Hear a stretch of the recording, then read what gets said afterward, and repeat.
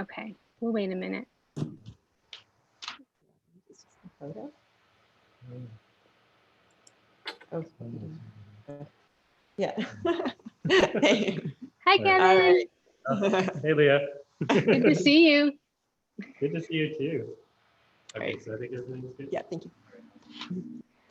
Well, thank you, Laura, for joining us this evening. I know you are so busy. You've been on live this week, doing your Global Vision Quest and letting everybody know about your Soul Art School. So it's super exciting that you're taking the time to have a discussion about tapping into abundance. So I'm really, really grateful that you are here Thank tonight. you. I'm thrilled. I'm delighted.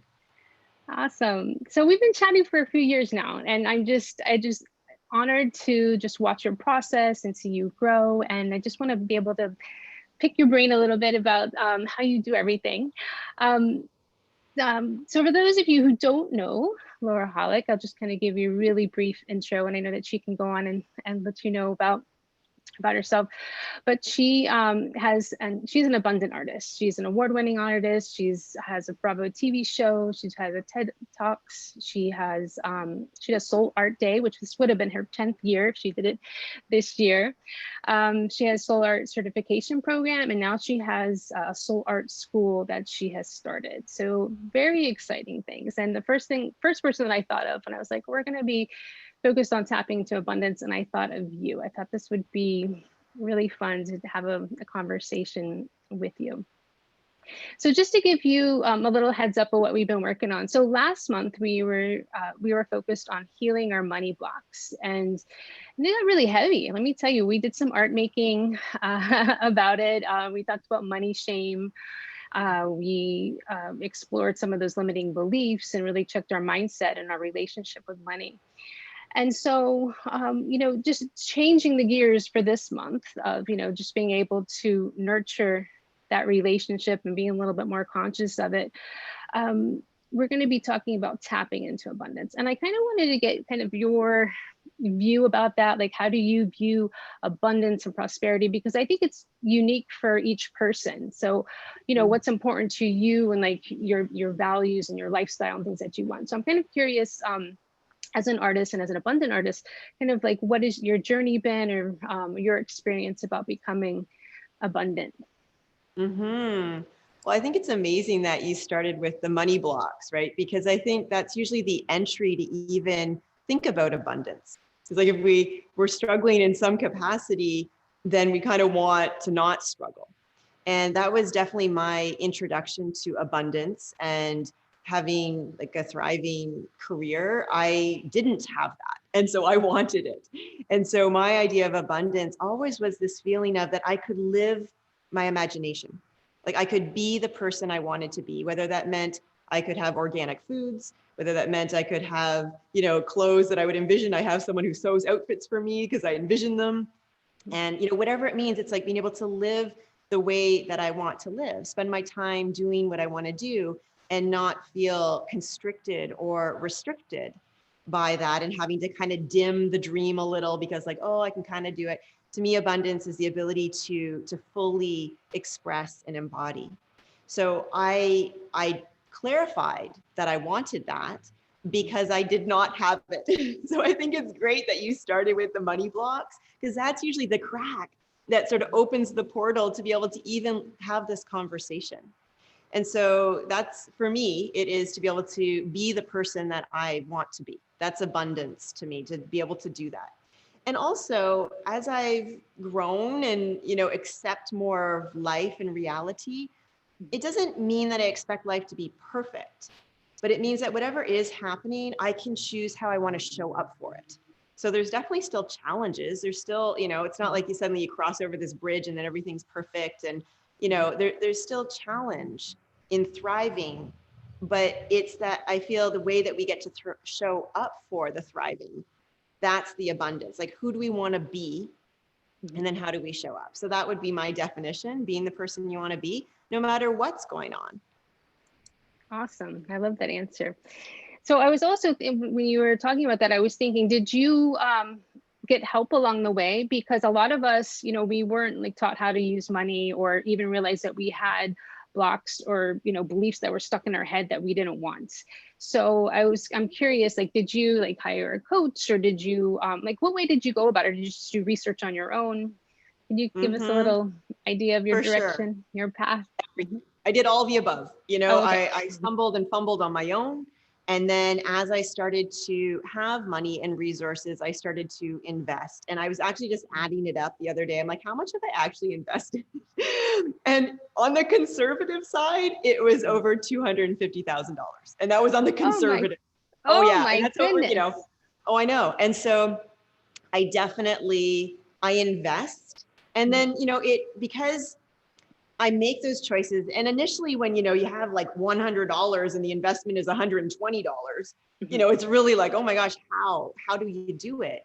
And so it's like high risk in some cases, but with each of those things, because it's risky to grow, right? Every growth spurt is kind of awkward because you haven't done it yet. So it's the total unknown.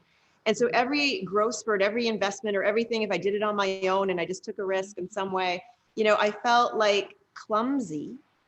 And in that clumsiness, similar to when I felt like I didn't have abundance, I wanted to be graceful. You know, like it's clumsy. So it's like, I want to feel graceful. So I would make every investment count, you know, no matter what. It's like if I spent $10 on something, I was going to find a way to get the value of $100 from that $10.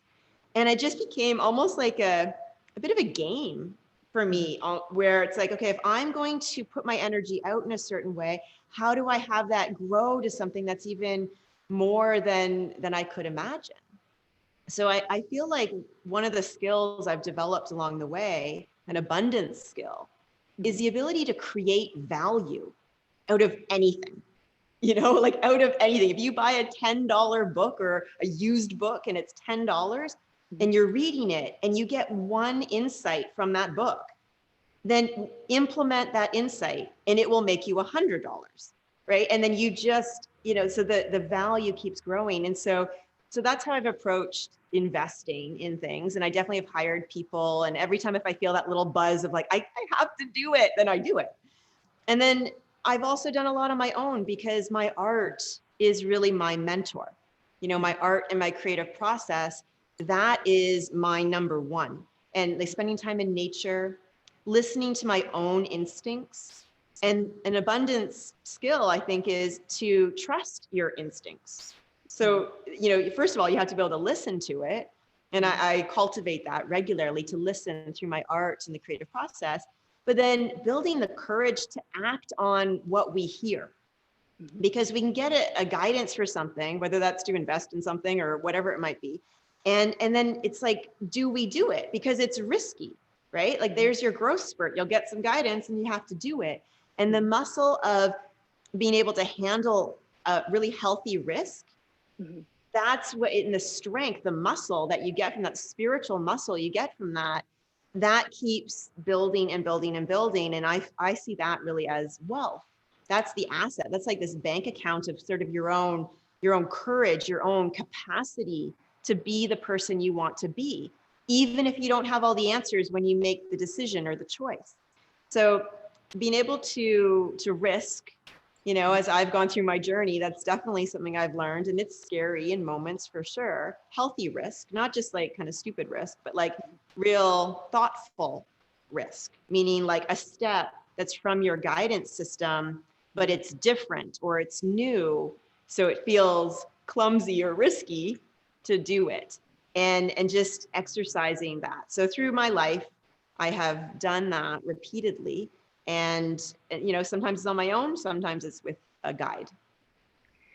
I love that. And I love how you're like, you went outside of yourself, but also you talked about going within. And I had the honor to do the second day of your Global Vision Quest in your community that you have. And I really love the visualization of the rainbow staircase. And something that, you know, stuck out with me was being able to connect with your spirit guide. And I really love that. And so I'm kind of curious, is the spirit guide for you, do you feel like it's someone that you talk to every day? Like, do you know their name? Is it like, how do you use your spirit guide? Like, can you tell me a little about that? And I'm so curious. For sure. Well, I think there's more than one. I think I have a whole tribe. There's like a whole community of spirit guides because Mhm. for a different situation, it's a different guide. And guides can be colors, right? Like guides can be animals, guides can be archetypal energies or angels or even just memories. Memories can be a guide. And so to me, when I am communicating with that kind of guide frequency, that's like an invisible, or sometimes it's animal, sometimes it's visible, but maybe they don't speak in English. Mhm. It's just tuning in to kind of hear the translation of how you feel that energy. And I do work with that all the time. It's not necessarily something I say, okay, I'm going to spend my 10 minutes talking to my spirit guide. Mhm. But when things come up in my life and I feel lost, I feel challenged, I feel cranky, I'm like, why is this not working? What do I need to do? That's usually when I call upon the spirit guides because I need help, Mhm. right? And in that help, sort of my energy opens and I feel willing to hear something that, like, I sort of soften my guard and I'm willing to let in something maybe a little more subtle, a little clue of guidance. And so that I do call upon in times of need, but also my everyday life, I'm in a total flow of intuition, right? Like, so, um, whatever, if I'm going to type an email or if I'm going to be in a session with someone or I'm making a piece of art, that is a constant dialogue with my primal instinct and my essence. And so I don't necessarily view that as a spirit guide because it's really like my own core self. Mhm. But I'm always in dialogue with that. And then when I feel like I don't have access to my core self and I'm lost, Mhm. then I sort of open up to, it's like, well, what other beautiful energy could help me here? And I call upon spirit guides in that way. And I've noticed, and maybe you felt this too, where different chapters of your life, there might be a special animal or a crystal or just sort of like a repetitive thought of a vision of yourself, like a future vision of yourself. Mhm. And you have chapters of your life. In a way, that's kind of a spirit guide magnetizing you. And I know you work a lot with manifestation. It's like sometimes we have something that, like a vision of ourselves that pulls us to that reality. Mhm. And I think of that as a form of a spirit guide as well. So whatever chapter of life or whatever it is that your or I or anyone is working on, Mhm. these different energies will come up to help us, but we do have to be willing to let them in and sort of just kind of let our judgment go so that we're not already labeling the message before we've actually received it. We have to be willing to and open to hear something that is a little beyond our own thought at that moment. That's why the spirit guide is there to like help us with something maybe we don't totally know how to do ourselves. So we have to be open to that idea that something else kind of may know something that we don't know yet. So there's a bit of trust. I'd say a lot of trust, willingness, a permission, and that openness to let that in. Beautiful. So I'm curious, what are some daily self-care practices that you use so that you can always tap in and be listening to your intuition all day long, to be creative, to have your sessions, to do the work that you do? Could you share Mm-hmm. some things that you like to do? For sure. I am the self-care queen. That's what people who know me call me because I am, that's going to be a long list. And actually, I would say, as in terms of abundance, Mhm. for us to be the people that we came here to be, Mhm. we have to know what nourishes us and what really takes care of us and feed ourselves that. Because then we are the garden of abundance. We will grow because we have our needs met. Mhm. So for me, I'm really into nutrition. I mean, I guide juice cleanses and I do all kinds of stuff with that. And so I have really into green juice, really into like real like light food, meaning light in the sense of there's sunlight in it. So when you have a green juice, it's like liquid sunlight because the chlorophyll within the plants, it's just sun energy. So I love kind of eating like liquid sunlight and a lot of colors and stuff like that. And I have a sauna in my place and do a lot of colonics and, you know, a lot of like dry brush massage and essential oils. And oh my gosh, the list is really, really, really long, actually. As much as I do art, I probably do self-care practices at least double the amount. You know, I just like, I wake up and I go into my rituals of self-care and I integrate it in the day. So often when I'm in the sauna, people who see my sauna, they look, and actually, Leah, maybe you remember, there's like books, you know, like on the bottom of the sauna, it's just like all books. I don't know if you remember that when you're here. Yeah, I do so a remember. lot of people call it the library. So I work in the sauna.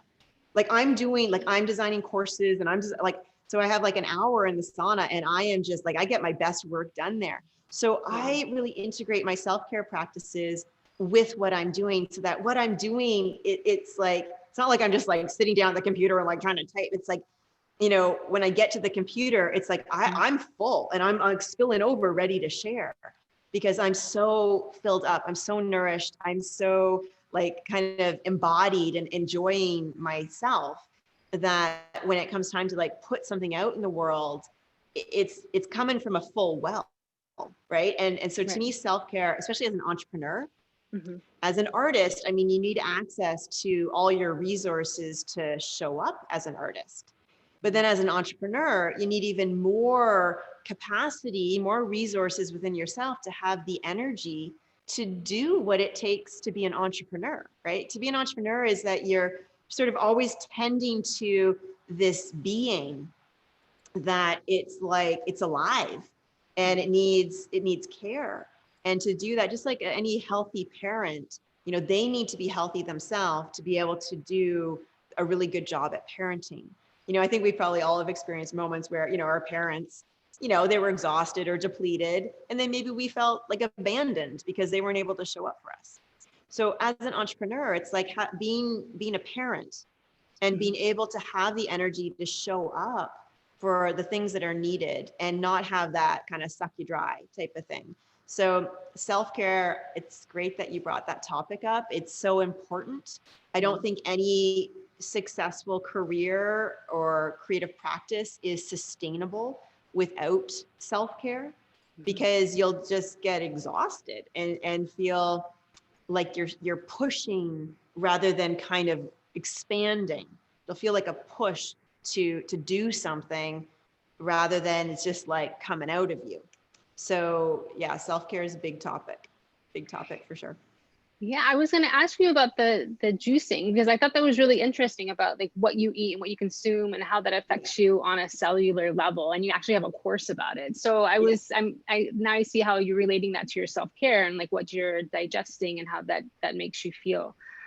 So I see that probably does feed your art practice because you're, like you said, you're coming from that wellspring. Totally. Right? And then also, you know, as an artist, we are channels, right? So as creative beings, we are a channel, meaning there's some kind of like inspiration, some kind of energy, vision, idea, impulse coming through. But all you've got is your body for it to come through. So if the body's clogged up with limiting beliefs or, you know, some residue from a meal like 2 weeks ago or whatever, that channel, it's not able to bring it all through. And I actually feel like when that happens, it's a feeling of being spiritually bloated, where you have so many ideas or you have so much you want to do, but you just like, they're just piling up, they're not getting done. So as we care for our body, it's an artist athletic pursuit because as an artist, your channel is your athletic pursuit in the sense of the more toned that channel is, the more you let visions and inspiration come through. And you let it go all the way through. It doesn't just stay as an idea, but like you really go all the way through with it. Then you're strong. And so for my body, and everyone's unique in this, so I'm not saying everyone needs to eat the same, but what I've discovered really supports my channel and my ability to like really be clean and clear. And like, I'm not like, nothing's stuck in there. Definitely the liquid sunlight, green juices for sure, eating like tons of like greens, leafy greens, salads, apples, you know, fruits and vegetables, the whole rainbow of it all. So yeah, like that's a huge passion of mine is nutrition and in relation to the artist channel. and being and having a body that you like, you know, because that's your spirit's house on the planet, is the body. And I know, like in my own life, you know, different traumas. I think everyone probably has traumas. I've never met someone who didn't. I certainly do. And when we have traumas, often the tendency is to disembody, kind of just jump out and kind of like protect ourselves. But when we do that, we might kind of go into spirit land and we might jump out into that kind of like it's safer. And that can be a really good strategy in the moment. But over time, that repeated disembodiment really weakens the channel. You know, it weakens the capacity to be the person you want to be. It weakens the art's capacity to fully exist and thrive, because it's still it's kind of disconnected. It's remaining in the vision state rather than it becoming reality. So the embodiment, although it can be scary, because again, it's such a risk to kind of face a challenge. And to move through a trauma often is the practice of coming back into your body and finding safety. And as that happens, the body cleans and clears, because now it doesn't have the resistance to being here. It can exist. You can exist. And then more and more comes through, more visions come through, because your channel can like handle it. It's not going to flatten you or wipe you out. So nutrition, definitely a big topic. Really good quality sleep. You know, really get good sleep, have like dark rooms and, you know, get the lights out and like, you know, good sleep so you're replenished, and having different practices that help you digest life, not just the food level, but digest life. So if something horrible happened a week ago or 10 years ago, you know, it's in your body until it's digested. And so the practice of digesting life, I mean, I journal every day. Before I go to sleep, I journal so that I don't have a residue and I don't use my sleep time to process the stuff of the day. I use my sleep time to replenish. So I digest the day through journaling and kind of working it through so that it's like it's moved through the system. And if I'm angry about something, it's like I've expressed it. I understand it. I can care for myself. Or if I'm sad, you know, I get to process it. And then my sleep can replenish me rather than kind of tossing and turning, trying to you know, sort it out. So I'd say sleep, definitely a self-care practice, and anything that supports your channel and for you to be in your body and be your spirit here. So the art just isn't a removed thing, but it's like a real thing. And it takes a lot of courage to live your spirit. It takes a lot of courage to embody and move through the traumas. So, you know, it's not like you just suddenly, you get it. And I still continue to move through it all the time because new stuff comes up for sure.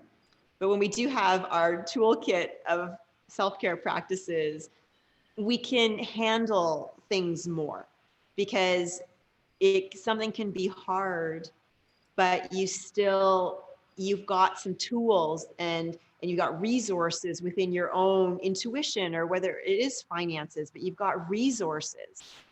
Even if it's like an insight from your art, that's a resource. And you get to utilize that to move through a challenge and be in your body even more. So I think this kind of brings up the topic of beauty in many ways, because I think beauty, it doesn't mean it's some kind of like a vision of what someone should look like. But to me, beauty is when someone is themselves, meaning like their spirit, you get a flavor of their spirit, and it's like that's their soul signature. And there's a beautiful sacred geometry to that I think is beautiful. You know, there's this new woman that I've kind of discovered on Instagram, and oh my gosh, I can't remember her name right now, which is sort of embarrassing, but I'm more drawn to her just on the level of beauty. And what drew me to her is she's a woman with this long white hair. And I was just like, she was like just blowing. I was like, wow, that's gorgeous. And then I learned about her, and she was 65 years old, and she's running on the beach in a bikini. And I was like, oh my gosh, it is so beautiful. She's just so alive. She was so like, that's her. And, you know, and I just, so to me that beauty and, you know, being an artist and entrepreneur, like it all wraps into this idea of like, how do we let our life and how we show up and care for ourselves and how we express ourselves and how we schedule our day or how we interact with people, you know, are all those things reflections and expressions of who we really are? So like, that's like kind of the bigger topic for me, when I think about art and entrepreneurship and abundance, it's just like, what does it take to have that life where you get to be the person that you dream of being, that you feel is really what your essence is? How do you get to be that person? And then all these things kind of just serve that. And really then your life is art. I know it's not just a painting on the wall. It's just like your art, your life is art. And you do a beautiful job of that, especially with all the photos of you and, you know, the way you present yourself, that you are the art. And I love that. I think it's so beautiful. And since we were talking about consumption, we're talking about tapping into abundance, but when we're thinking about consumption, and you brought up social media. And so I kind of wanted to get your thoughts and feelings about how to use social media and like the best way. I know it's going to be different for everybody, whether you're an extrovert and you just like want to go out there and share yourself, or you're an introvert and maybe you keep things to yourself. I'm making a new series right now, and I really don't want to, I'm putting blinders on. Like, I really don't want to look at any art because I don't want it to affect my own art. I don't want to be like taking other people's stuff. Yep. So I'm kind of curious about, like the time that you spend on social media, or maybe that you don't spend time. And then how does that affect your abundance? Because when you're talking about consumption and self-care, it sounds like you wouldn't have time to even use social media because you're so working on the inside stuff, right? So yeah, no, I definitely have time for social media. But I'm definitely not a slave to social media at all. Like, I'm very focused on my creations. I feel like my role for my own pleasure, as well as my role in terms of contribution in the world, is to give and share the visions and the insights and the creativity and the knowledge, wisdom that I have. I feel it's my role in the ecosystem to connect and contribute that. And so to me, because it feels very purposeful, I do it when it's guided, right? And so, if like, and I've been, since the internet kind of really opened up, I'm thinking Facebook is like what, 10 years old-ish, around there. And that's when the whole internet wave, the big bubble of the internet and everyone being online really opened. And I was in that first wave. So I kind of got to experience just finding my way with it without it taking me over. And I've had moments where I felt that, and I knew right away the feeling is just like so depleting. And so I'm like, that's not good for my channel. That's like not good for my, so I'm like, as a self-care practice, I really monitor the level of nourishment I feel in my interactions. And if I feel like, you know what, like it's too much, I'm not going to push myself and do it because someone said, oh, make your 2 posts a day or whatever. Like, no. Like I'm very focused on being what I'm guided to be. And then from my own inspiration, I share that. So that I kind of approach it that way. And I have to monitor myself. And I understand what you just said, Leah, about, if you're working on something, you put the blinders on because you have to focus. You got to keep your channel like toned and lean and strong, because otherwise you disembody and everything kind of just like oozes out, and this person's doing that and this, oh, what's going on here and there. And then you've like lost your center. Right. And so there is the practice to be like, who am I? And like, anchor in, root in, own your own space of your own self. And then for me, when I connect, I really seek out what feeds me. So I mentioned this woman that I saw on Instagram, and this white hair, and she's like running on the beach in a bikini, and she's like 65. And I'm like, whoa, like that was nourishing me. So I was like, I wanted to drink that in. I'm like, whoa, that is like aspirational. Like I she's giving me a vision of the kind of who I'd like to be, how I'd like to unfold it through aging. Right. And so that really fed me. But if I feel like I'm getting sucked in and I'm starting to feel like comparison, or like I'm starting to feel like I'm less than, and I'm like losing my own juice because they're like, oh, so-and-so's doing this. No. Like that, we're turning that off. I'm like tapping back in. What matters? Who am I? Why am I here? What's important to me? What's my purpose? And I just root into that. And then, so when I'm connecting, I'm like pretty solid. And if I feel like I'm not solid, I catch it pretty quick and I care for myself. That is self-care, right? It's self-sabotage to put yourself into an environment that's going to deplete you. That's just like eating like junk food, because it's, it's not gonna be good for you. So that would be self-sabotage. And so social media, because the very nature of it, it's designed to kind of suck you in. But when you're really strong, like in your own awareness of yourself and who you are, you choose which portals you want to go into. Like if you're inspired by someone, like go in, be fed. Like we have the opportunity to meet thousands of people, millions of people, and be exposed to so much all over the world. Like what a gift. But then the shadow side is it can take, as much as it can give, it can take.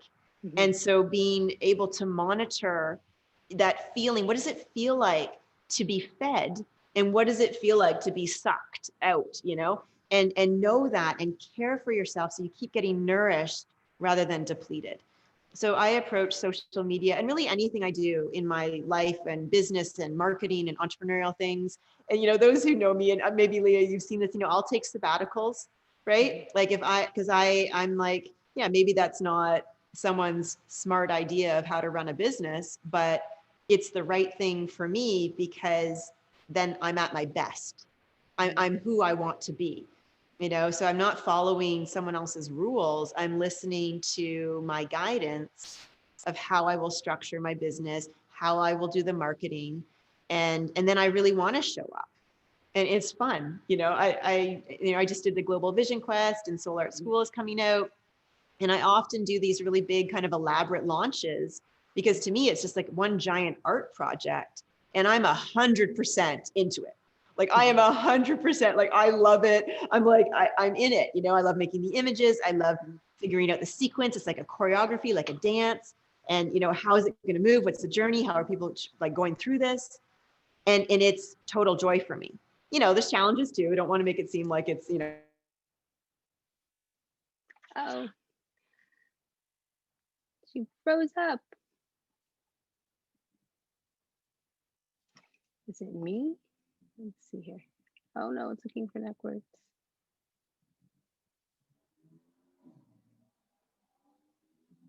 You guys hear me? It's not me. Okay. Thank you, Maggie. Oh, hopefully she'll come back. We'll wait a minute. Yeah. So hopefully she'll come back soon. And I wanted to open up the floor to questions for you guys to jump in as well. I asked her a whole bunch of questions that was on my mind. But I also wanted to hear, oh, did she leave? Maybe she's gonna log back in.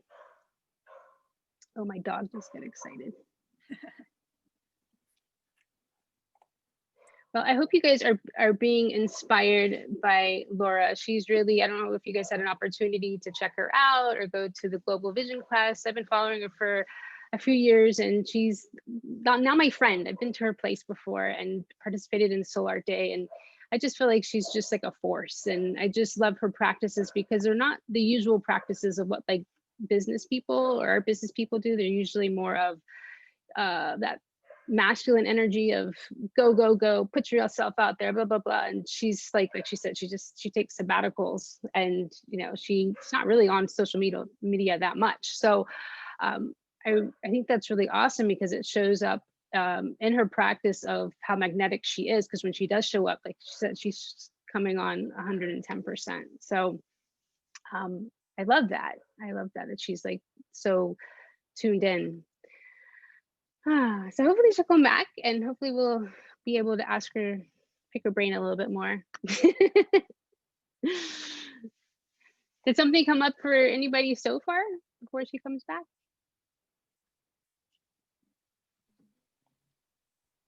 I'll go if nobody else. Can you hear me?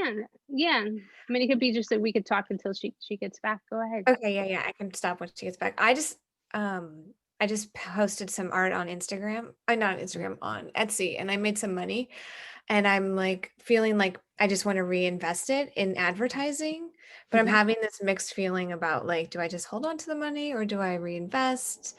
And I don't know what the abundance mindset would probably reinvest, right? But I'm also so new at this that I feel nervous about making a mistake, and I don't Well, know. congratulations. You got to celebrate. That's amazing. Thanks. Yeah, they're just digital downloads. They're for therapists, and they're $3 each. But I made $100 in 3 days. So I was like, That's "Oh, this is so awesome. fun!" Yeah. Oh my goodness. Let's raise those prices. Yeah. Yeah. Right. That's Yeah. awesome. Well, one time someone had told me, I don't know, I guess there's like some formula to it that like whatever money you make, always put back 20%. So, I mean, you can make a formula or go by some sort of marketing formula like that. But yeah, I think it's important to reinvest in I like yourself. And that. Yeah. yeah, 20%. maybe, yeah, that would be what, like $20, $25. Yeah. And you could do, I mean, Instagram is really good for ads. You could, sometimes I do that as well. If I'm selling something and want to get out there, you could put $25. It's not a big deal. Okay. And That's just to reach more people. Yeah. That's great. Okay. Thanks. Can you Yay, I'm share a excited link? for you. Sorry. Can Yeah. you share a link to those, Jocelyn? I would love I'm to. curious. Yeah. Yeah. Because you're a therapist, right? Eventually. Eventually. Yes. Yeah. Yeah. Yeah. Well, I'll jump in there. Yeah, I would love to. I'm a therapist and also a clinical director. So I oversee like probably 65 therapists. So Oh, that's yeah. fun. Yeah. Okay. Awesome. I'll share right now. Yay. Thanks, guys. More people can use it. One of Go the ahead, Megan. impressions that I got when she first started talking was she was talking about investing, and I'm like asking myself, is she talking about literally investing money? And I feel like it was more like she was talking about any time that you invest time or energy or money into anything, it's how do you make that have like, you know, how do you get a return on that investment from like an energetic standpoint? I didn't really even feel like she was necessarily talking literally about money. I think she was, honestly. Okay. Okay. I think she's done a lot of courses, and I think she did B school a long time ago, and then she was invited with Marie Forleo to go, is it Ted Branson, like to some like really like exclusive island that he owned or something, and it was like a lot of money for her to go, so it was like a huge investment. It was I remember she had mentioned it one time when I was talking with her that was just like a huge investment, and but it was like what she learned from that and the connections that she made, that it was worth it for her. And it was like when she first started out.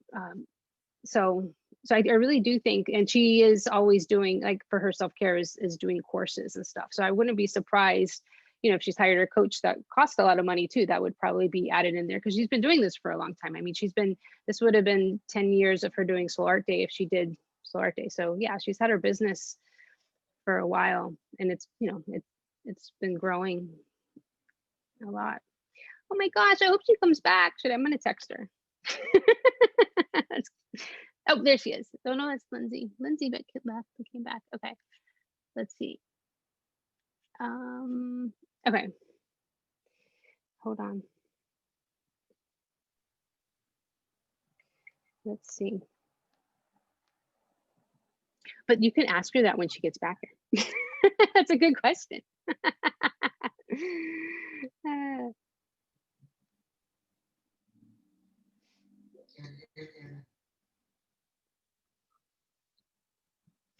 Does anybody else want to talk money talk? Tapping into abundance? Any wins, or learn anything from last month, bringing it to this month? Last month we did a lot of healing stuff, and just kind of curious if anybody made a conscious effort to put energy. I have actually. Wait, can someone go on mute? It's like, Okay, I think they just muted Sorry. themselves. Thank you. That's okay. I was like, I get really distracted by like sounds. So what have I been doing? I feel like I've shifted a lot around money. I've been test driving cars. Yay! Yeah, and my boyfriend, he knows a lot about cars because he used to be in that business, and he keeps sending me more expensive cars than what I thought my budget was. And I was a little triggered by it at first because I was like, no, I can't afford these. And he's like, no, this is an investment because your car won't break like 2 months after you buy it. And I'm like, okay. So I've been like shifting over. I ended up test driving a Lexus. And at first I was like, what? Like, ew, I never even considered Lexus in my like realm of consciousness because it's like, well, it's a luxury car. And then I test drove the Lexus and I didn't like it, but not because it wasn't like in my financial wheelhouse, but because I thought it was kind of just too boring for me. So what is it that you want to bring in? Yeah, I'm manifesting a green or maybe blue like a crossover SUV. I'm open to like like some sort of like a Japanese crossover SUV that's green or blue.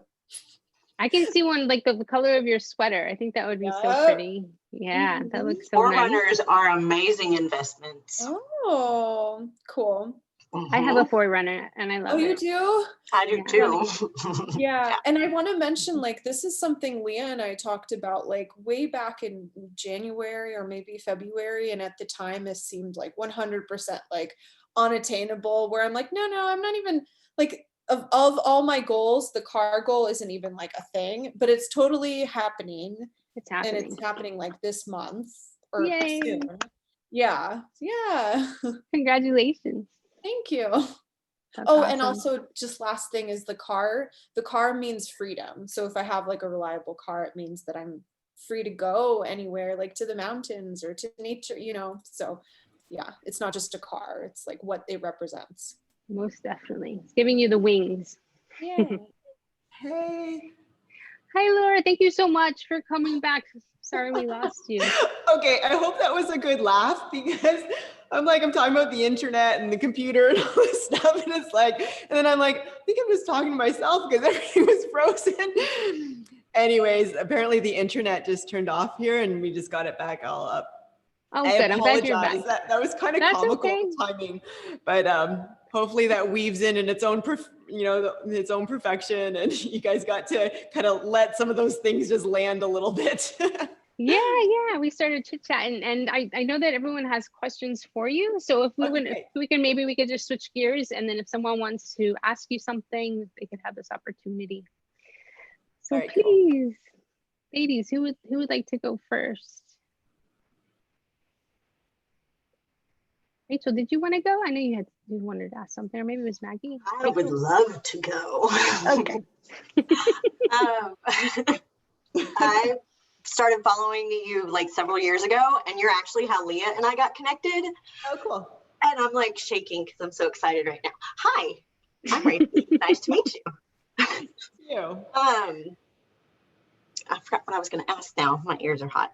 So when you started out, were you teaching the methods that you use, or did it take you a while to figure that part out? So when I started, I went to University for Fine Arts, and then I came out of school and had no idea what to do. It's like I just spent 4 years in this beautiful bubble of art, and then I came out and it was like, whoa, now what? So I just thought, well, I guess I'll do my art. And I ended up getting this little studio, but I had no idea how to pay the rent. And so I thought, okay, I have to make $325 like in 2 weeks to pay this rent for this studio. And I'm like, well, I guess I could lead a creativity class. And so I literally I put up this thing and I'm like, well, what am I doing? And I'm like, well, it's like soul art. It's soul art. So I'm like, I'm gonna do a soul art class. And I literally I photocopied some flyers, and then people came, not very many, like we're talking like 2 to 3, 4 would be a big group. And I didn't know what to do, but I knew I could, guide some kind of process, but nothing was developed yet. And so over really 10 years, because like for 10 years, I was sort of doing little workshops and things like that before the internet really came out. And during that time, I developed a series of processes that now are the soul art certification. But it was just kind of doing it, like kind of feeling like I didn't know what I was doing, but I tried something and like that kind of worked, this didn't work. And until I just became this really seamless flow of a process where you could kind of enter the journey, have an experience, and then come out on the other end, and it was like a complete thing. So it's something that developed, and and I'm always inventing new processes, so that's just always going. But in terms of like the core body of work that I've developed, it was just by doing it. And then I would notice how I responded, how other people responded, and then I would fine tune the process. So I never thought this is what I would be doing, honestly. Like I always knew I'd do art. I always knew, like, to me, what mattered, and sort of shared it in the beginning, just like to be myself. But I didn't realize that this was myself. Like, it's like when we go to discover who we are, it's kind of like it reveals itself to us. So I feel like that was my journey. And in the beginning, it was just like kind of feeling like I was flying the plane while I'm building it because I didn't know, but I felt enough trust in myself that I could try things. And I knew I was okay, even if it didn't work. Meaning, like, I didn't have any safety net in terms of no one else was paying my bills. I'm not married, there wasn't like a safety net in that way. But there was always a safety net in that I had a connection with myself. And that connection is the support. Because even if it doesn't work, it's like, well, I still exist. It's okay. I can figure something out. I've got resources. I've got ideas. So there was like a trust to be able to make mistakes and try things. So that's how I feel in the beginning. And I'm still like that today. I'm always inventing new things and I don't really know what I'm doing until I like get into it. That's art. That is art, is that you can never know what an art piece will look like until you just get in and start doing it. And you might make a mistake in the sense of, oh, you put a color you didn't like, but you can handle it. You can keep working with it. So that's how I feel my career has been, where I've certainly made mistakes, didn't know what I was doing a lot of the time, but I trusted my own instincts to keep me on the journey. Beautiful. Thank you. That's good. Who else would like to ask a question? I have a question. When you first started talking, you were talking about making sure that any investment that you that anything you invest in, that you want to make sure that you get a lot out of it. And I couldn't tell if you were talking about specifically money or if you were also talking about like energy or time too. All of it. Okay. Absolutely. All of it. So it depends on, I didn't mean to cut you off. I'm just excited by what you're saying. So I'll answer that part, but if there's a further bit, let me know. That's it. Yeah. That's it. Okay. Yeah. So when I say like to get a lot out of it, it's kind of like, if I'm reading a book, I'll just that way, because that was sort of the example from before. If I'm reading a book and I'm going to give my time and energy to focus on it, I'm going to get something out of it. Meaning, like, maybe I get out of it, I'm like, oh, I don't like how they organize the structure of the flow. Maybe, and I'm like, oh, that didn't work. Or it's like, wow, that was a beautiful word and I don't know what it means. So I'm going to go look it up. And now I've got a little more that I have because I received from it. So sometimes it's money. If you spent money, like if sometimes with an investment, I mean, especially now with like coaching and different things, I mean, it can be super expensive, right? Like that's kind of the trend of now, is that people have these very high end things. And I've certainly invested in a lot of them myself because I felt guided to do that. And so when I'm going to spend like, $10, $20, $50,000 on something, like I'm not doing that haphazardly. Like I'm going to make sure, because that's a lot of money. I'm going to make sure that I can utilize that and it's going to grow something for me. And sometimes it will grow money, but sometimes it just grows that you love yourself more. Like that's wealth, right? That you feel you trust yourself more.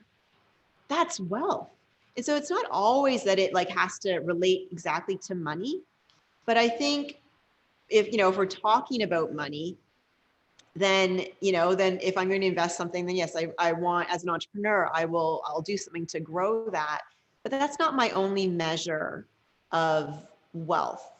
I think that our world revolves around money, unfortunately. And I think that we'll look back at this time as a little bit like a training ground for us to learn about how we can be part of the ecosystem. Because when you work with money, you realize you're part of connection, because money comes through people. So you have to be in the circulation with people to be able to make money. And I think that that is training for us to remember we're part of an ecosystem. And as soon as we really understand we're part of an ecosystem, you know, and as the future unfolds, I think that, are we going to need money to make us do things? Or will we just do them because that's who we are and that's our role in the ecosystem? So that's kind of another topic around the money. But while our society is currently focused so much on money, I think that if you're making an investment, I think it's important to look at how is that investment going to give back to you? But I really think that there's way more than money in the world in terms of value. And if you feel like your artistry grew, you tapped into your uniqueness, you have more connection with your spirit guides or your intuition, that's wealth, you know, like on a soul level.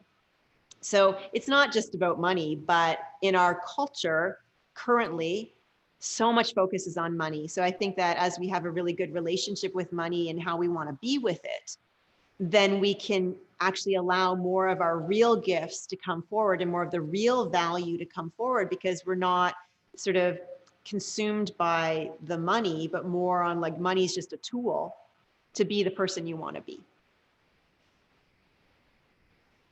Yeah, that was beautiful as well. And I love how you said it's just that your soul wants to experience it, and that is wealth. It's like I've had those experiences. Like I wanted to do like this art show or this event, and I'll work really hard on it. And I'm like, why? And then my husband be like, why are you working so hard? I was like, because it makes my soul happy, and I'm so happy that I did it. Exactly. Totally. Yeah. Yeah. And just on the note of that, like in terms of business entrepreneurship, for me, it starts with the art. So like there's something I'll want to do or experience or express or discover. And then I'll just be like, okay, well, like, how do I connect this with people? Because then when you connect it with people, then there's ways for money to be part of it, because money is the way that our society kind of circulates energy together. Right. And so, but the art's leading it, you know, like the real wealth, it to me is like, do I get to be in dialogue with the truth of who I am? Like, am I in dialogue with that? And am I expressing it? And am I connecting it? And am I being fed for that? Like that's the wealth, because there could be a big pile of money, but if you don't have a connection with yourself, it's like, what are you even going to do with it? Right? It's just like a pile of money. It really only has value to the value that we give to it. And the way that we perceive value is really how much do we know the value of our own self, right? Because that's how you experience value, right? Rather than a pile of money. You know, and I'm saying this, and I do understand, I've certainly had times in my life where I'm like, oh my gosh, I just need $1,000. You know, it's just like, I need to make $10,000 or whatever it is.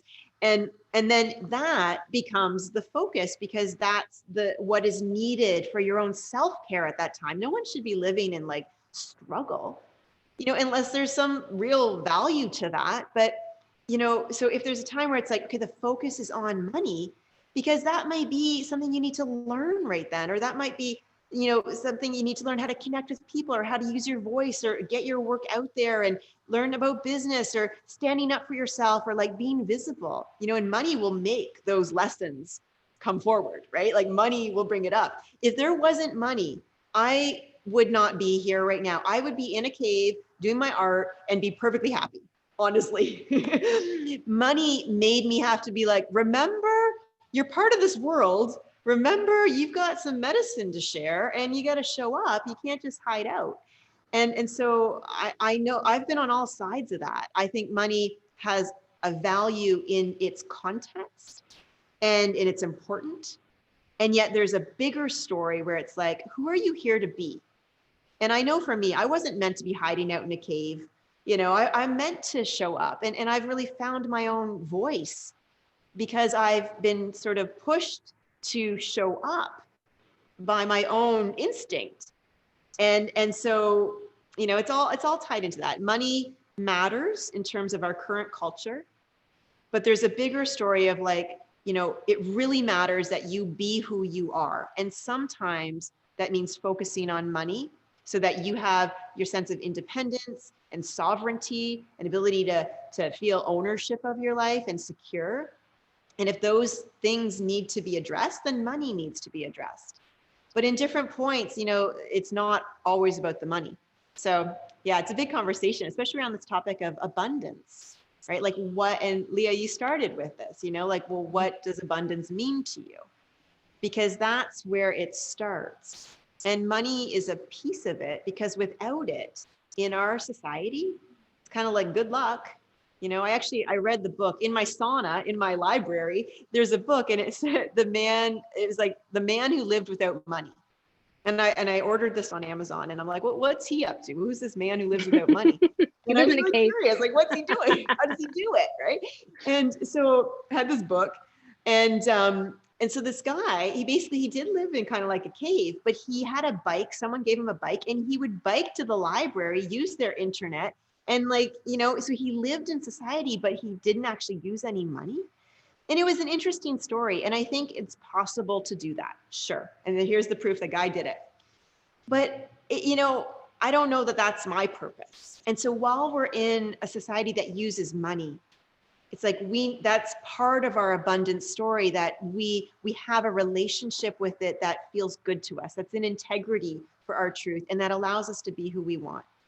And then ultimately, it's like, what's the money for? To be who you are, to be the person you want to be, and to discover and be able to make mistakes and have the freedom to, you know, like make bomb on something and still be okay, right? Like it's like that's your freedom to discover who you are. And, you know, if money's limiting our capacity to like experience life to the fullest, and I don't mean just like, you know, fullest in the sense that you're consuming everything, the fullest of who you are, which may be a minimalist, right?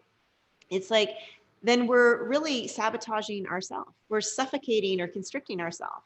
And that means that we're holding back something that we have from the ecosystem.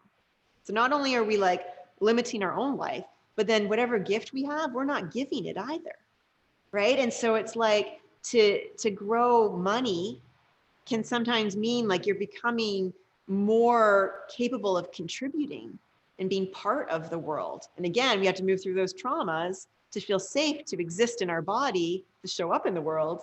Like it's a whole interconnected web, and money certainly fits into it.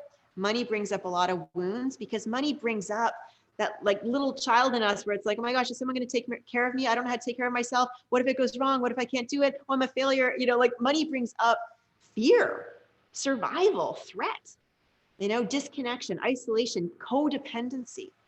So money is a huge spiritual teacher. You know, the topic of spirit guides, money is one of my spirit guides. Money is one of my spirit guides. And your question earlier, you know, about do I connect with the spirit guides?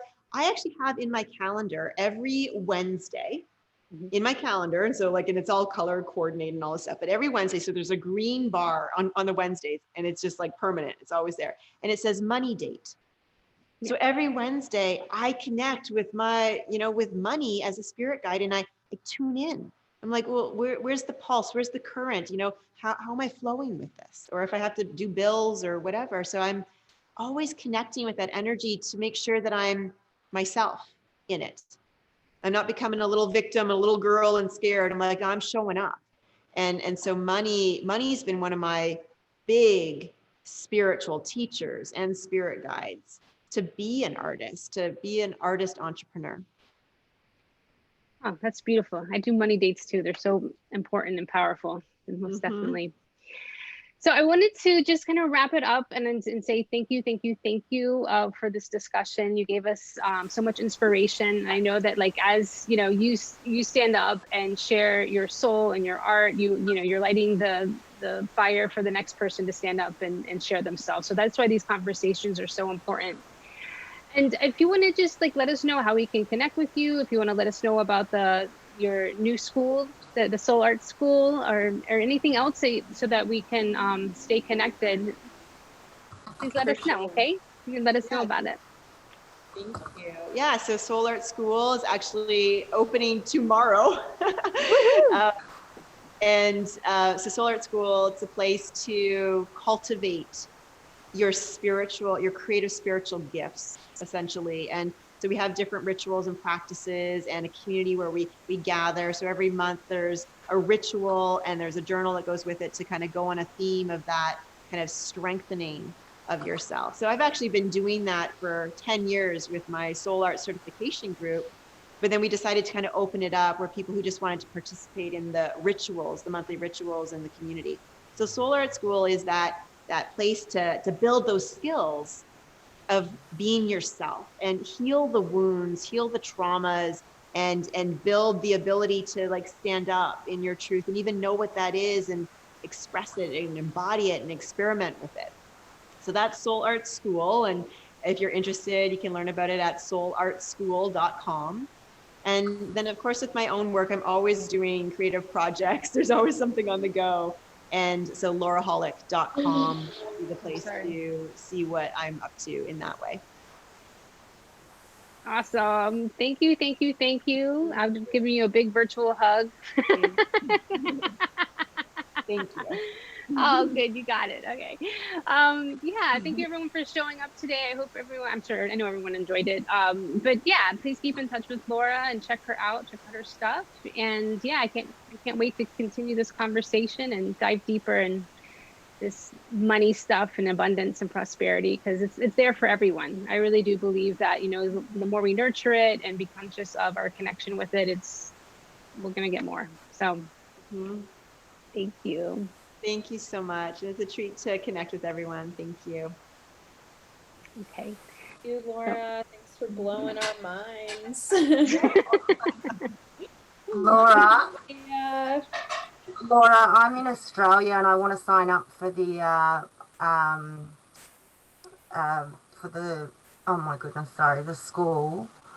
Do I just contact you directly to work out what time it is tomorrow? Well, if you go to the soulartschool.com, Yeah. there will be stuff there, but also like if you needed to contact for any reason, like reach out, there's like support at soulartstudio.com for email. But yeah, the page there, and because we do start tomorrow, there's like the founding members, there's like a really beautiful special for people who basically sign up before tomorrow. So, Leah and I had planned this call before I had those dates actually scheduled. So it's really cool that it just worked out that today is the day before. But if you do go there and check it out, then, it should have information you need. If you need to talk to someone, you can message us. But we do start tomorrow. So soulartschool.com. Soulartschool.com. Yes. Yeah. Awesome. Yay. Thanks. Yay. Thank you. Have a good night. You too. Bye. Yeah. Bye-bye.